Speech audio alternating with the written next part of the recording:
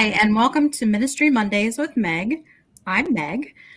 I am the Reverend Meg Biddle, and I currently serve at the American Baptist Home Mission Societies in King of Prussia at the Leadership and Mission Building as the National Coordinator for Ministry Life and the American Baptist Personnel Services. I am blessed to have served as an American Baptist pastor, and today I am joined by Reverend Eddie Smith, who I've not seen in a long time, but I have the privilege of having him join me today. Um, Thank you, Eddie, so much for being part of this conversation. The pleasure is all mine, Meg. Good to see you again. Yeah. Would you like to introduce yourself and your ministry? Well, I'm, I guess, Pastor or Reverend Eddie Smith, affectionately called Pastor Eddie. And I pastor one of the greatest churches in the universe, Tuxedo Park Baptist Church, located on the Near East Side of Indianapolis.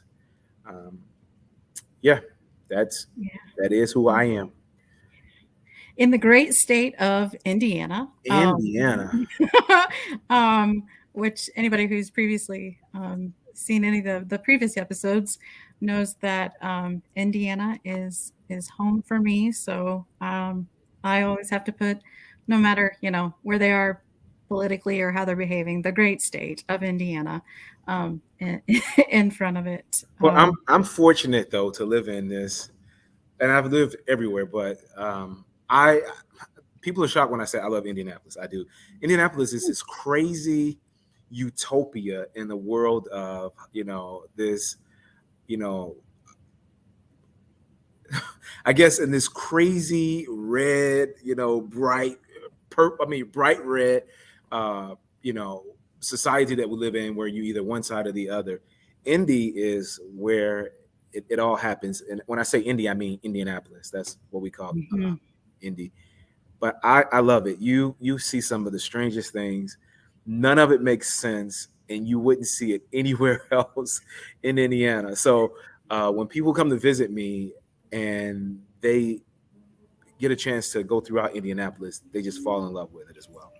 No, it is. It's a great city. I when I was working as a nurse when I was in seminary, I worked for Southwest Health Center there, not too far from the Dome, and yeah, Indianapolis is crazy and wonderful, and just sometimes leaves you scratching your head all the same time.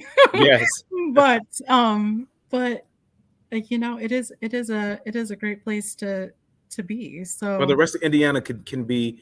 It's a network of small towns where most of it is it's homogenistic. No, Marion County, Indianapolis, you see some of everything. And again, coming from, people are surprised because I grew up in Chicago, and when I say, well, I like going home, but I like going back to Indy because it is just a whole nother world.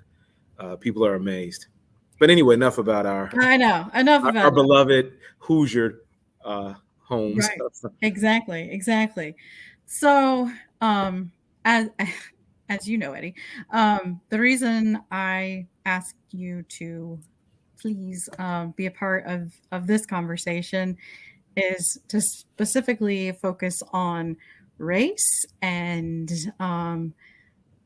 some of those equality issues. And Sunday is not only Father's Day, it is Juneteenth, and we are recognizing Monday federally as Juneteenth. So I wondered if you could start things off by explaining for those who don't really understand what Juneteenth is, some of the history behind it.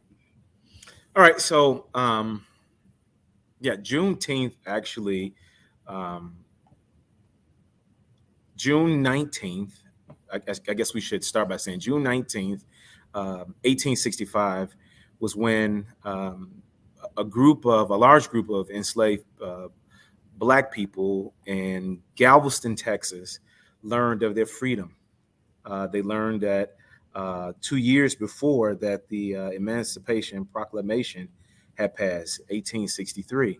So there was this freedom there, and they didn't know anything about it. So once it reached the people, there was this celebration, and not just a celebration, but I think it started Black culture to think of the possibility of freedom and the possibility of our experiment within an experiment. And when I say that, American is an experiment, and now we are free. After Black people, we built the experiment and helped it thrive. Now we get an opportunity to somewhat recognize the possibilities in that experiment. So that is what, if I had to personally say what it is, factually, we know the numbers, we know the days, but personally, that's what I after just researching and growing up, hearing and reading and having it, instilled in me, that's what Juneteenth is. And now it has, as of late, become a federal holiday. Why do you think it took so long for us to get to the point where we're recognizing it as a federal holiday? Power and ignorance. Mm-hmm. All right. So, okay. Nope. Go ahead. I guess I shouldn't be as blunt. Let me find a nice way of saying it. No, Yeah. Power is power, and absolute power corrupts. And if I liken some of these issues, around, critical race theory becoming a boogeyman, or pitting people against people. Look, he's coming for your job, or they're coming across the border, or, it's a distraction, and I don't necessarily think that people should have to say, sorry for things that they haven't done, but people just don't want to recognize wrong, and people don't like to admit when they're wrong. Just look at our children, Tell your brother you're sorry. Why did you do that? I don't know. Well, apologize to him. Sorry, begrudgingly, or not, So I think that's some of what is wrapped around. It is hard to admit wrong, and it is especially hard to admit wrong when you have been taught that you haven't personally done anything. Well, I never owned slaves. My forefathers never owned slaves. Why am I apologizing? I've never done anything to Black people. Some of my best friends are Black. And like I said, again, it just seems that people have a problem with admitting wrong, and or when I say ignorance, people don't want to learn about some of the systems that are set up that not only need to be apologized for, but fix them. So if I had to make this biblical, when on first Sundays, when most of us take communion, when we read our different litanies, what does Paul tell us in Corinthians? Paul says, hey, let a man examine himself, right? If you judge yourself, then I won't have to judge you. Well, that sounds good, but nobody wants to do the work of self-examination. Self-examination is hard. Looking in the mirror at what we look at every day is hard enough. We don't like ourselves. If we did, we wouldn't change on every whim or follow every fad. But again, let a man examine himself. Nobody wants to do the hard work of self-examination. So now accompany that with systems, accompany that with privilege. Who wants to give up privilege? I like being able to be the first one in Sam's Club in the morning because I have paid extra money for the gold package. I want to be, my kids loved going to the theme parks and getting the pass and walking past everybody else with their pass to go to the front of the line. when you see the line long, who doesn't want to do that? So Right. anyway, No, I appreciate this very much, Eddie. Because I think, we use ignorance as an excuse. We use it, well, I didn't know. So because I didn't know, that makes it okay. Um, and so often, you know, we think that the I didn't know is good enough. But now. So what now? Now that you know, what now? I told you before we started recording that I found that quote, and I'm gonna throw it in here now, um, from Ali Muldrow, that says, "Can you be honest enough about racism to address it and take responsibility for it? Because it's not enough to just stop doing the wrong thing. It is time to start doing the right thing." And so I think that speaks to the, all right, so now you know, mm-hmm. what are you gonna do? um and I think it's like conversations like these. This is what you do. You have honest conversations about race, um about fear. um I I've told you before, and and I know that I have done the same thing. There's this fear as a white person, as a privileged person, to be like, I am afraid that I'm going to say the wrong thing. So even when you're talking about, like, should I address, should I say that that person is a black man? I shouldn't. You can't really generalize and just say that he's African American, because not everybody is African American. So for those who don't know, and those who are too afraid to ask, what do you do? I don't. This is so simple that it's probably stupid. But No. my mom always said, when you don't know what to do, don't do anything. So that way you're not stepping on landmines, or you are sincerely trying to be educated and say, hey, so, and it's a lot of times people ask me, as a matter of fact, twice today someone said, hey, so would you consider yourself African American or black? My answer is, as I've learned, as I've come into who I am, I consider myself black. I say that because the void of, all these DNA, that's telling me I'm from, you know, I'm from Congo, Welsh, and all these other places that I don't identify with. I identify with I'm a black man, and that's what I identify as, and I am a proud black man. And I tell people, and it's more poetic when I say it, that black, the color black, is the base of every color. Without black, there's no color. So I enjoy, which in essence means that, biblically, I'm the salt. I'm the one that adds flavor and spice. My base is what's going to change and make everything else vibrant. So that's what makes me, and what I've taught my children and my descendants and anybody I can get a hold of, to be our proud heritage of being black. I think that's beautiful. I don't think I've ever heard it put like that before, but I mean, how true is that? That black is the essence of everything. Without black, you wouldn't have white and everything in between. I love it. So really, people just need to get over their fear and ask, like we do members of the LGBT community, where we know some of them use different pronouns. If it comes up and you feel like you need to know, then you just say, hey, would you prefer if I mean, is that the best course of action? That's what I would say. And again, you and I are pastors.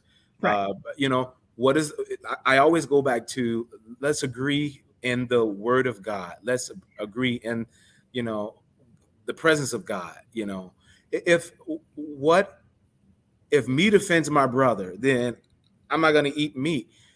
If it's we should be if we really are going to love each other, you know, if we that means we're concerned about each other, and I'm gonna ask, what makes you comfortable? What I think that more likely than not, people are going to appreciate just being acknowledged. Mm-hmm. Wow, Meg wanted to know, what do I consider myself to be? Yeah. And if I don't know, she's willing to be a partner with me and help me flush through to see what I am, who I am.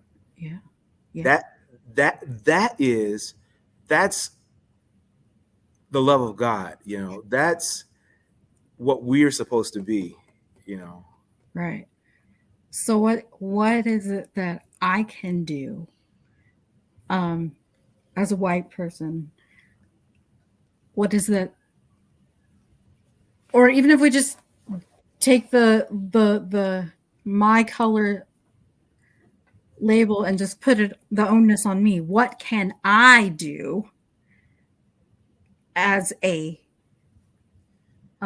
citizen of the kingdom? I love um this. Thank you for asking me that. Let me run with it. I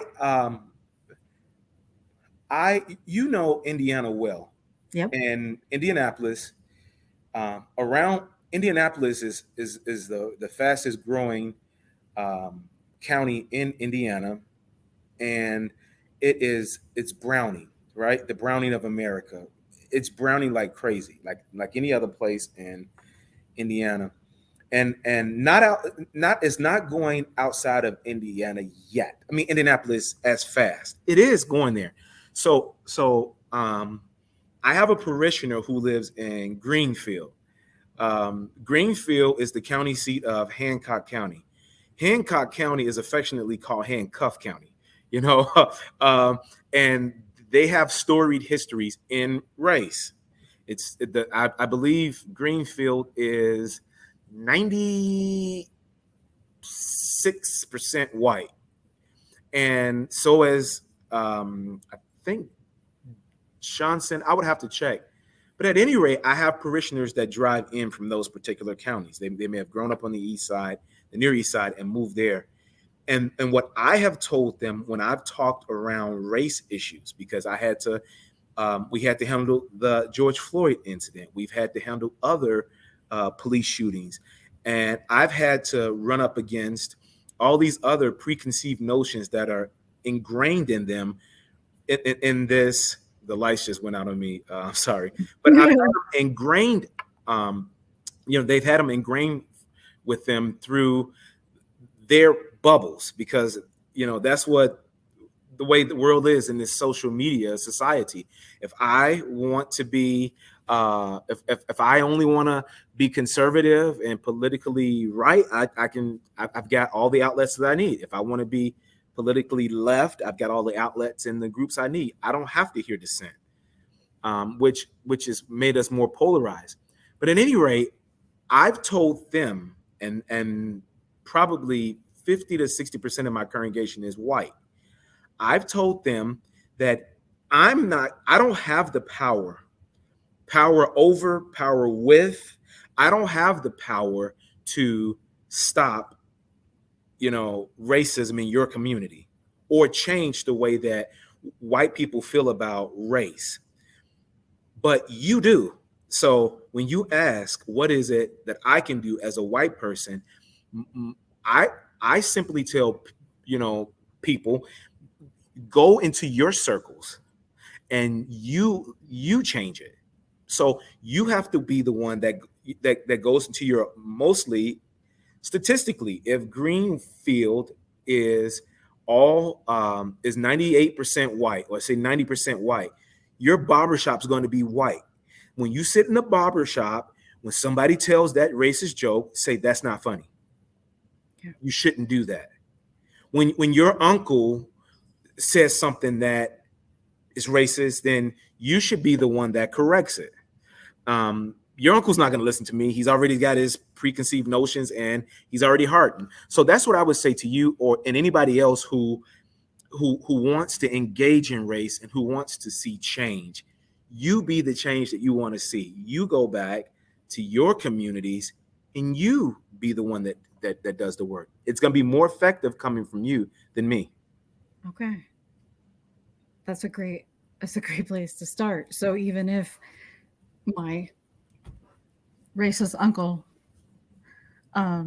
doesn't change his ways, he knows where I stand, that it is not okay, that I have said, you know what, it's not those people or whatever, term you want to use. Your joke is not okay. Your terms are not okay. We're talking about human people, and I am not okay with you saying that. So, yeah, okay. And if it doesn't change if it doesn't change that 80-year-old, it's certainly going to impact his family, and he's going to know where you stand. And he's going to be critical, or at least think, before he says or does again. Yeah. Some plant, some water, but it's God who had the increase, right? Yeah. So you plant the seed and let God go to work on it. Yeah. So that's when we stop typecasting scriptures. Some plant, some water, and we're like, oh man, yeah, that's right. The kingdom of God. Yay. Well, no. It's our hermeneutic has to be bigger than that, right? Mm-hmm. Where else does this apply? God is going to add the increase. Let me start dropping seeds. Yeah. Because isn't it worse for someone to say, I'm colorblind? Because isn't that just an excuse for ignorance? Really? I mean, shouldn't that's just stupid. Is that the way you see color unless you have a vision deficiency? Come on. Right. I mean, isn't it worse that if I say I can't see color? Shouldn't I see it and recognize that? Shouldn't I see it and recognize it? I feel like that's just another excuse to say I am colorblind. Yeah. Here. So you said your church is what, like you said, like 60%? About 50 to 60% Euro. Okay. So I'm assuming, are you preaching Sunday? I'm assuming this Sunday. No, you're not. Well, okay. So I laughed when you said, this Sunday is Juneteenth. Yes, this Sunday is Juneteenth, our church's anniversary. So we're celebrating on Juneteenth, our church's anniversary, my anniversary, my birthday, and Father's Day. What a celebration. Yeah. So there's going to be a myriad of celebrations on that day. And normally it's kind of this standing invitation that our executive minister has to preach for us on that Sunday. Okay. So I'm imagining that across America, across the world, that the sermons on Sunday are going to be very different. Now, I'm one of those preachers that doesn't do the Father's Day, Mother's Day sermons because I know about feelings and all of that stuff. We acknowledge it. But, I mean, that's appropriate, right? To address that from the pulpit? Absolutely. What does it sound like? Like this conversation? Is that?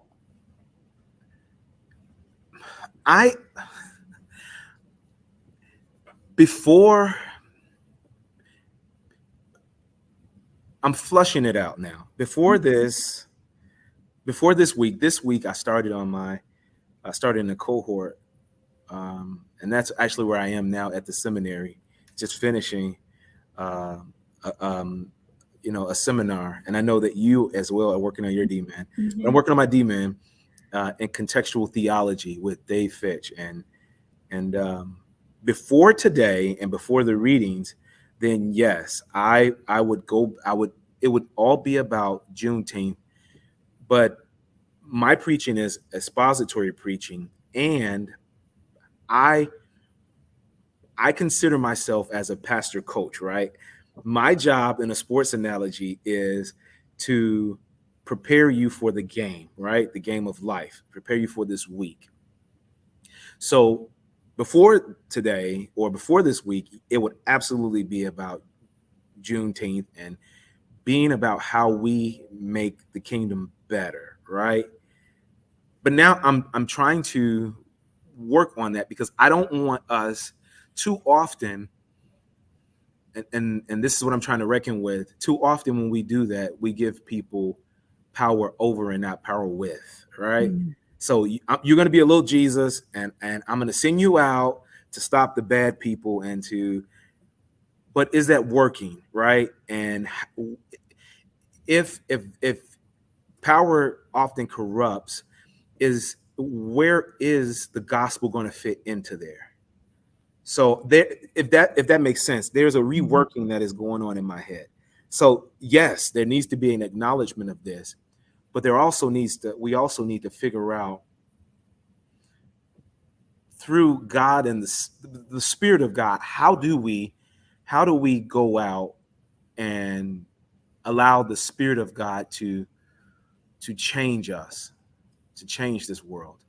That's what I'm wrestling with now. So I don't know right now, if I'm going to be perfectly honest, how I would approach it. Okay. If that makes sense. No, that's fair. I mean, I asked the question, and it's a fair, because as we're talking and thinking about how I would have had what if I was preaching on Sunday.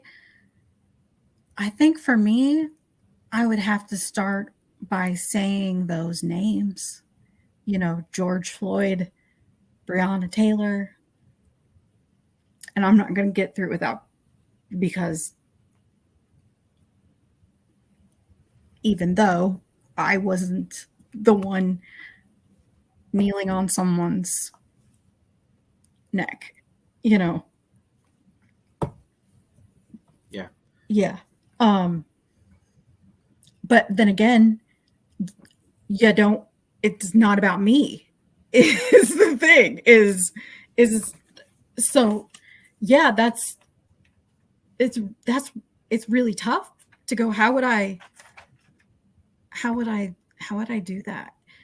And I think even more important is, great, June 19th, you've got so much to celebrate there. You've got Juneteenth, you've got your birthday, the anniversary, all that stuff. But what do we do June 21st? I mean, okay, June 20th, we've got our federal holiday. What do we, is it just another day off? I got another Monday off. Yeah. So for Dr. King's birthday, for the 16th, my message always to the church is, this is a day of service. When I went to high school, I went to an all-black high school in Chicago, and our principal said, you don't get King's birthday off. I'm like, yeah, we do. It's a federal holiday. I don't care. I knew Dr. King. I marched with him. I worked with him, and he would not want your fat head, off, not in school. And he was right. You go to school, and it's a day of service. So we'd go to school, we'd have curriculum, and then after that, we'd clean the park across the street from us. So, and at first, I thought that was mean and crude, but in the grand scheme of things, it wasn't. It's not a day off. It's a day on. It's a day for us it's a day of service. It's a day of us going out and impacting especially as Christians, the kingdom. Right. So I would say that that's the way I approach that. When George Floyd was murdered, and again, I have to be real careful how I approach things, because I am a Black man, and I pastor a multicultural, multi-generational, multi-ethnic congregation. And in things that I say, language, all language is coded, and language is huge in how it's perceived. So when George Floyd died that Sunday, I preached Obadiah. Mm. And I talked about how God is, that the prophet is still speaking to us, and that is still relevant. And for those who don't know about, who may watch this, or who's watching this who doesn't know about it, Obadiah, the one chapter, I would say read it. It's about when the prophet Obadiah announced judgment and doom over Edom, for the way that Edom treated Israel when Israel was coming out of bondage, when they were coming out of Egypt. The prophet talks about, the way you treated your brother, you will be judged, and you will be punished. And and I talked about America, for the way you've treated your brother, and not just your brother, and I made it kind of a lighthearted. I said, the brothers, for the way you treated us, we are, as a nation, we're going to be judged. And I think most people don't realize, and I know I'm riffing, so just stop me. No. But most people don't realize that Black people are some of the most patriotic people that you will ever meet.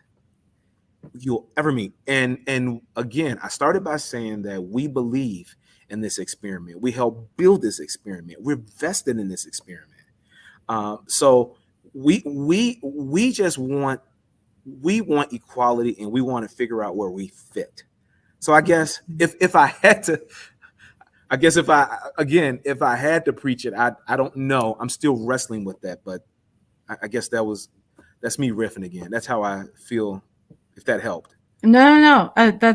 That's fair, because none of us know, and we go, okay, well, we could have this conversation again a year from now, and I'll ask you what you're going to preach then. But you know what? A year from now, who even knows?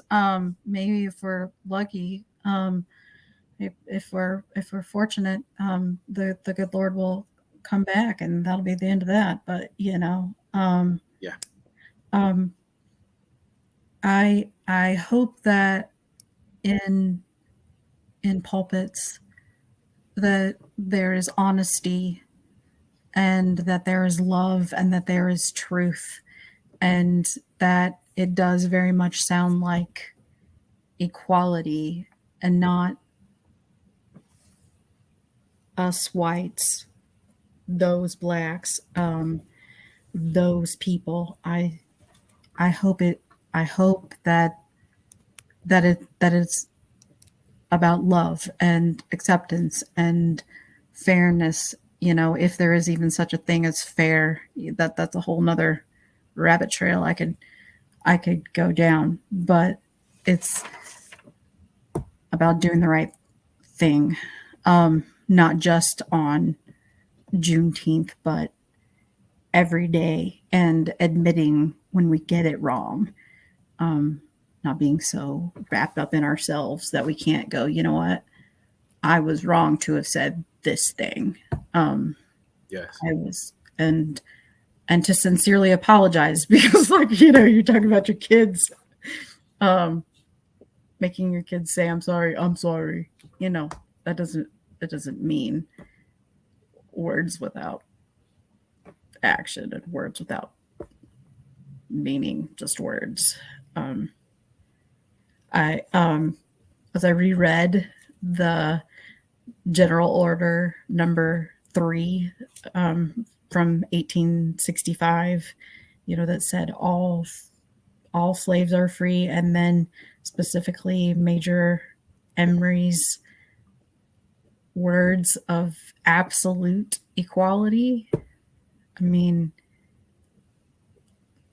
wouldn't we all love to see that? But then there goes that power thing that we talked about earlier is when the only place we're going to, I hate to say it, but the only place that we're going to see absolute equality is the kingdom, right? I mean, That's it.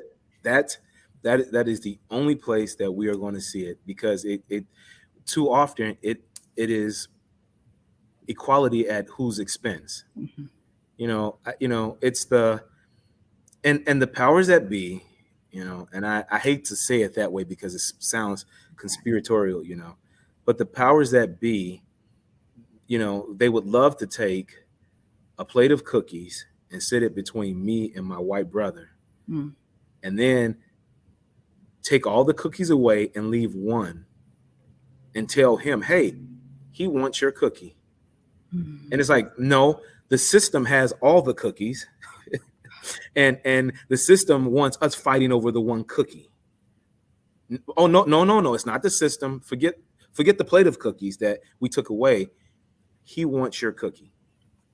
Are you going to let him have that cookie?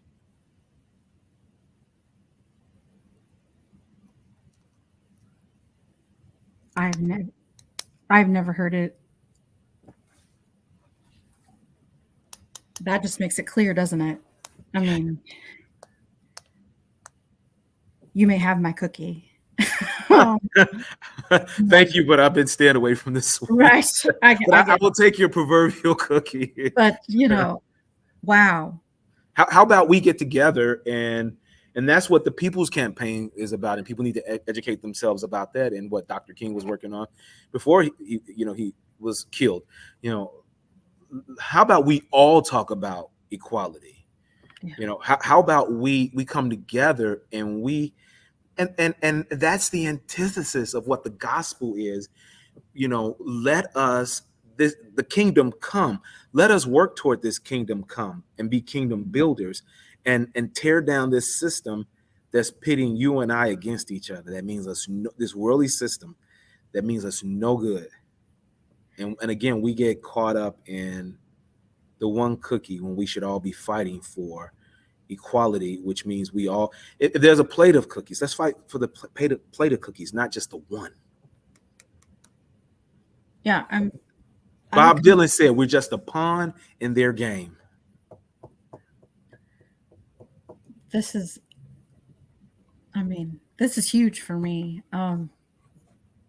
Just to hear racism, powers that be, all of it just explained in such a way that, we can all understand wanting that proverbial cookie and pitting people against each other. Oh my gosh. Wow.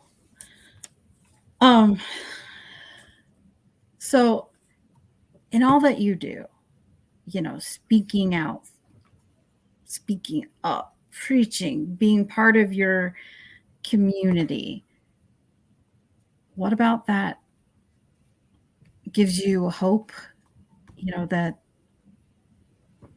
the world is going to be a better place, that you can make a difference? I would say that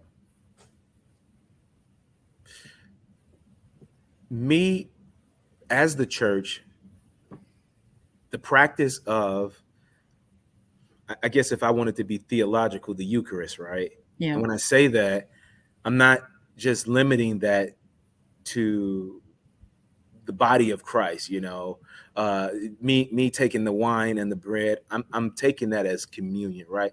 The sweet communion and fellowship. I see that in practice. Me doing that in practice gives me hope. Now, let me explain that. Mm-hmm.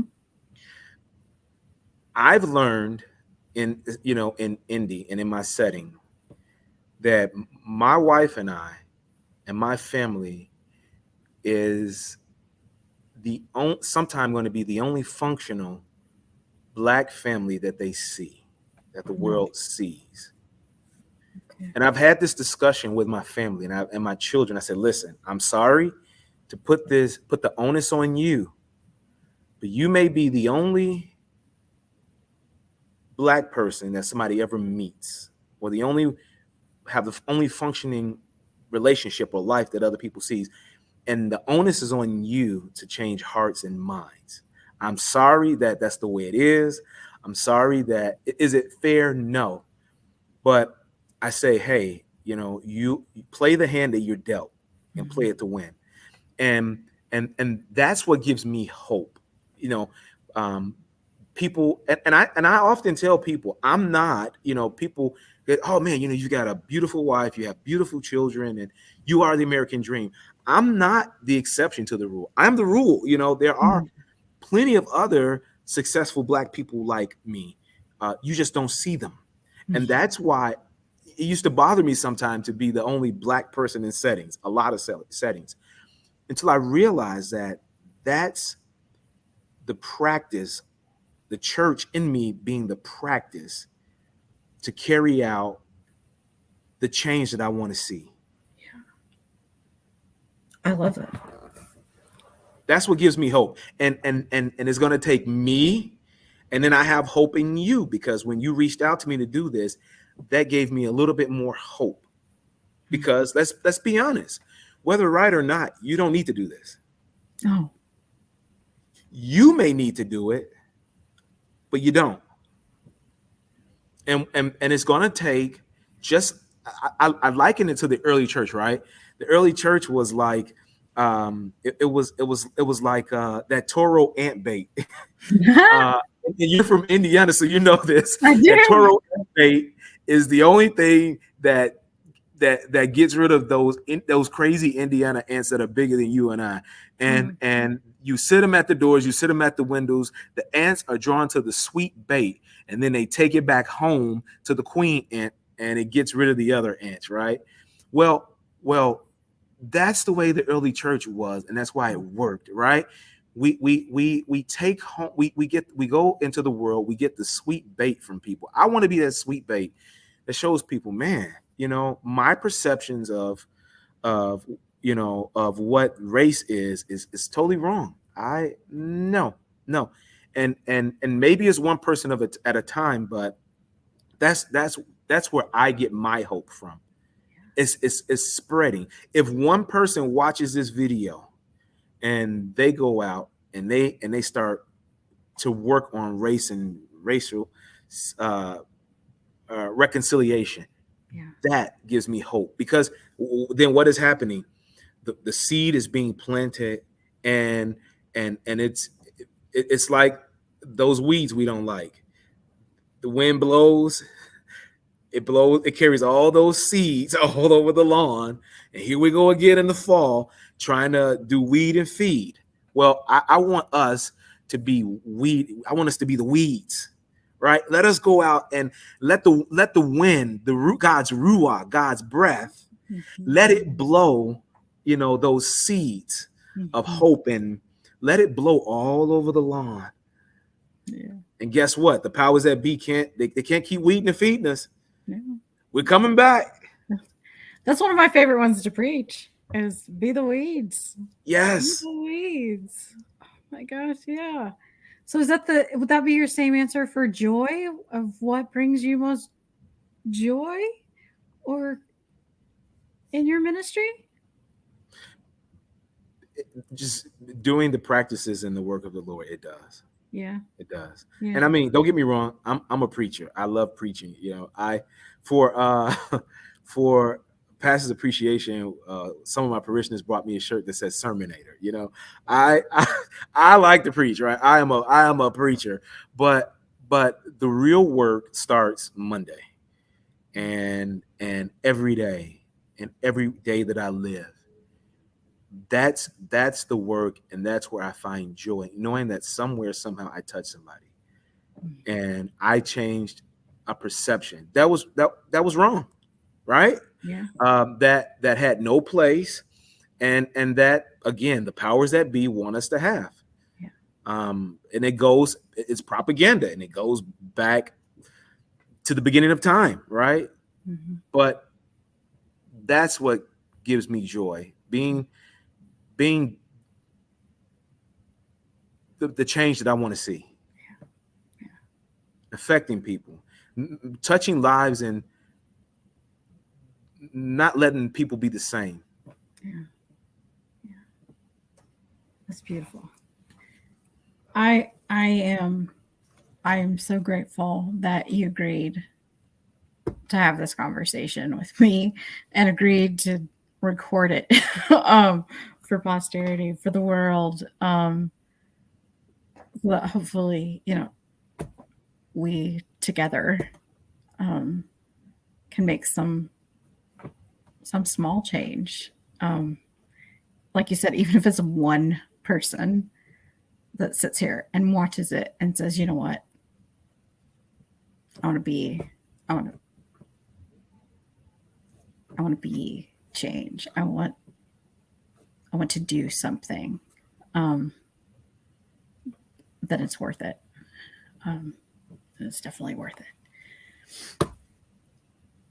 So I again am grateful to you for doing this. Thank you for. Well, I appreciate the invite. I am honored. It is good to see you again. Yeah. And if you ever want to talk, it would be my pleasure. And I think anyone who's going to listen to this, I really appreciate it.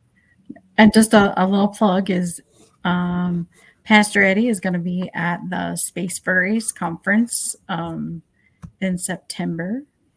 So come out and join us all. I'll be there too. But good. You're doing something far more important than I am. So I hope that people will come out and join us. So again, I thank you so very much for joining me, and to all those watching, thank you for being with us today, and join us again for Ministry Mondays with Meg. Peace and blessings to you, Meg, and everybody else in cybersphere.